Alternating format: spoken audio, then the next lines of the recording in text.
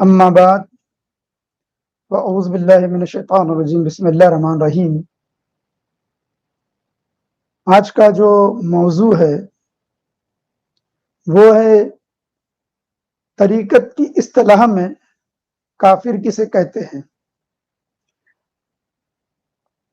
جب بھی ہم محفل سماع میں بیٹھتے ہیں، کبھی قوال جو ہے اس قسم کے اشعاروں کو دہراتا ہے کہ جس میں لفظ کافر کا استعمال ہوتا ہے، اور سننے والے کہیں جو نئے طریقت میں جو داخلہ لیتے ہیں تو ان کو مغالطہ ہو جاتا ہے کہ کہیں وہ ہمیں کافر تو نہیں کہہ رہا ہے، کہیں وہ کافر تو نہیں بنا رہا ہے۔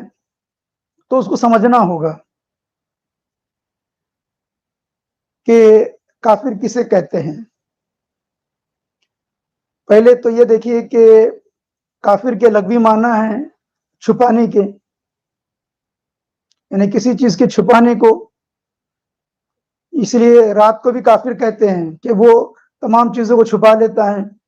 اب جب کسان جو ہے دانے کو چھپا لیتا ہے، اس لیے اسے بھی کافر کہتے ہیں۔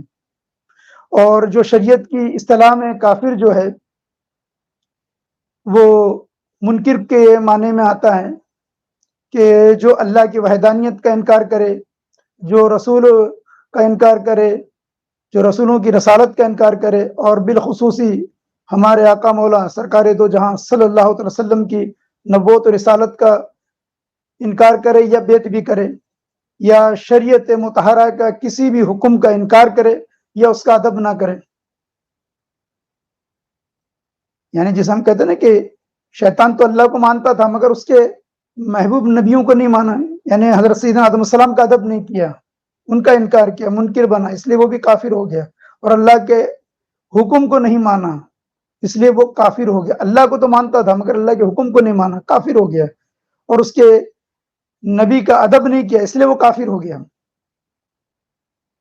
تو جب ہماری سمجھ میں آ گیا ہے کہ ظاہری طور پہ کہ لغوی معنی اس کا کہ کافر کے معنی کسی چیز کے چھپانے کے ہیں، تو اب طریقت کے اندر جو ہے کافر کے کیا معنی ہیں۔ تو طریقت کے اندر جو ہے کافر کے معنی ہے کہ جو اپنے آپ کو چھپا لے، اپنے آپ کو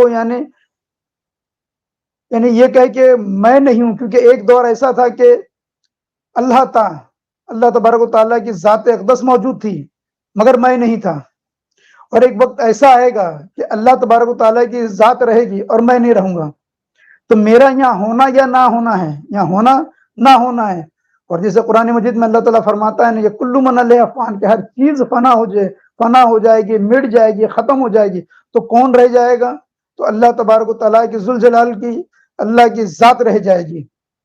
تو جو باقی تھا، جو باقی ہے، جو باقی رہے گا تو اللہ کی ذات ہے۔ اس لیے کہتے ہیں کہ اللہ باقی حوث،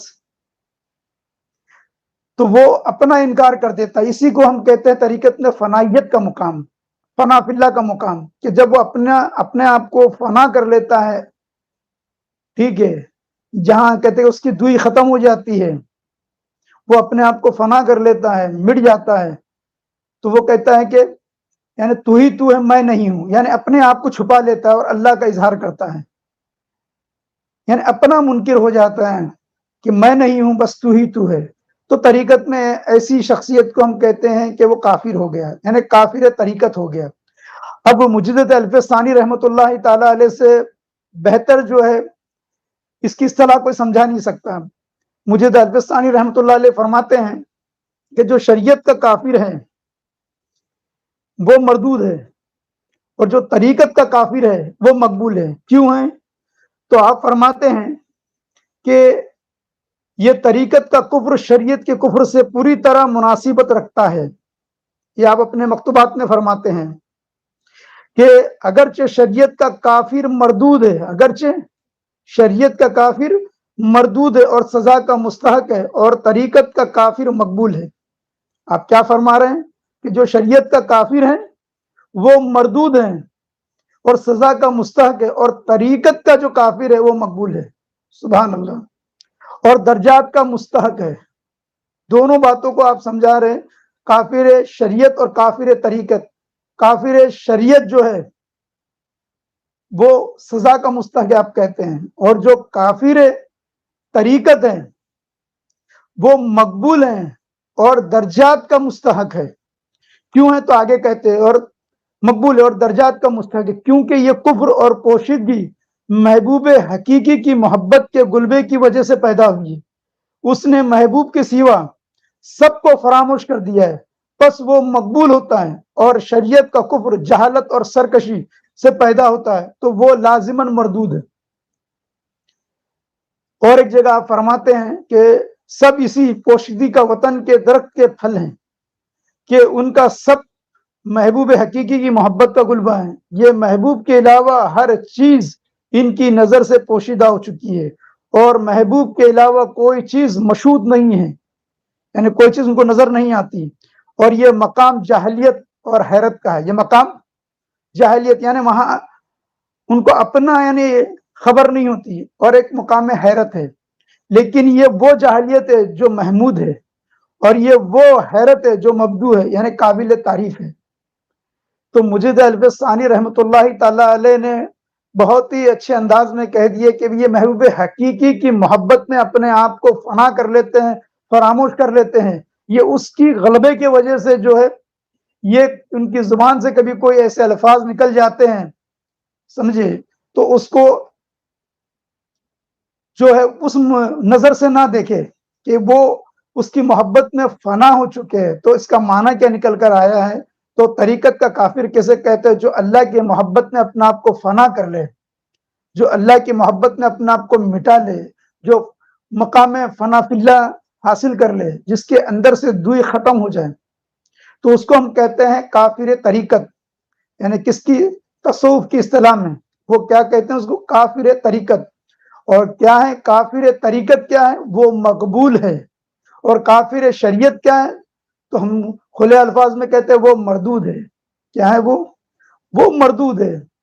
تو جب بھی یعنی کلاموں میں اگر ایسی بات سنیں کہ میں کافر ہو گیا، تو اس کا مطلب یہ ہے کہ میں مٹ گیا ہوں، میں فنا ہو گیا ہوں، سمجھے؟ یا بولے تیری محبت میں، جیسے کوئی شعر کہا کہ میں جو کافر ہوا فقط ان کے عشق میں، منٹوں میں میرا ایمان کیا سے کیا ہو گیا، میں جو کافر ہوا فقط ان کے عشق میں۔ تو کیا مانا؟